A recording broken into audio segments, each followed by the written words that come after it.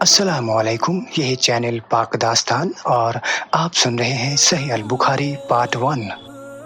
ابو ہریرہ رضی اللہ عنہ سے روایت ہے، وہ نبی صلی اللہ علیہ وسلم سے بیان کرتے ہیں، آپ نے فرمایا ایمان کے 60 سے کچھ زیادہ ٹہنیاں ہیں اور شرم بھی ایمان کی ایک اہم ٹہنی ہے۔ اس حدیث کے آخر میں شرم کو خصوصیت کے ساتھ بیان کیا گیا ہے، کیونکہ انسانی اخلاق میں شرم کا بہت بلند مقام ہے۔ یہ وہ عادت ہے جو انسان کو بہت سے گناہوں سے روکتی ہے۔ شرم صرف لوگوں سے ہی نہیں بلکہ سب سے زیادہ شرم اللہ سے ہونی چاہیے۔ اس بنا پر سب سے بڑا بے حیا وہ بدبخت انسان ہے جو گناہ کرتے وقت اللہ سے نہیں شرماتا۔ یہی وجہ ہے کہ انسان اور شرم کے بیچ بہت گہرا رشتہ ہے۔